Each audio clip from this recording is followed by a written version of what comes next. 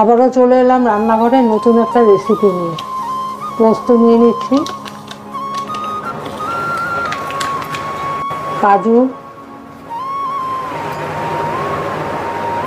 কাঁচা লঙ্কা, দুটো শুকনো লঙ্কা। আমার মশলা বাটা হয়ে গেছে, এবার নামিয়ে নেব।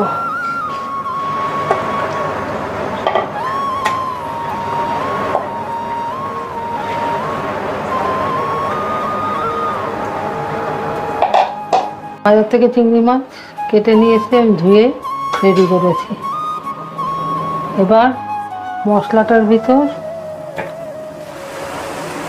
1 চামচ টক দই দেবো, আর একটু দিয়ে দেবো। পরিমাণ মতো হলুদ দিয়ে দেবো, স্বাদ মতো নুন। এটাকে ভালো করে ফেটিয়ে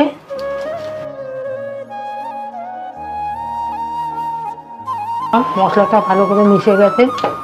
এবার চিংড়ি মাছগুলো দিয়ে দেবো।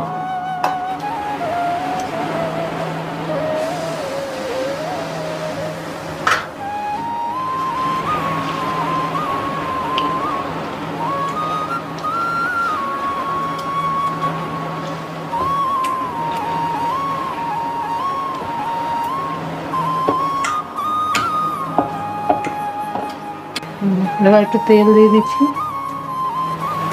তেল দিয়ে দিই সরষের তেল। সরষের তেল দিয়ে করলে এটা খুব স্বাদ হয় খেতে।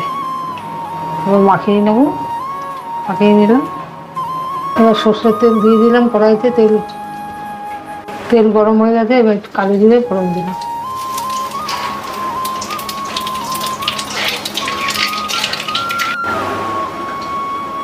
এবার মাছগুলো দিয়ে দেবো।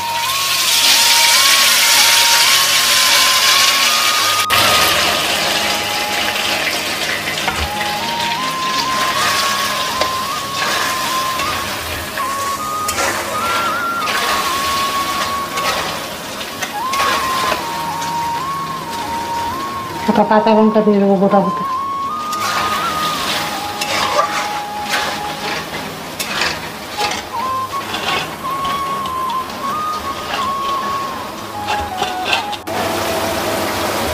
বাটি ধোয়া জলটা দিয়ে দেবো।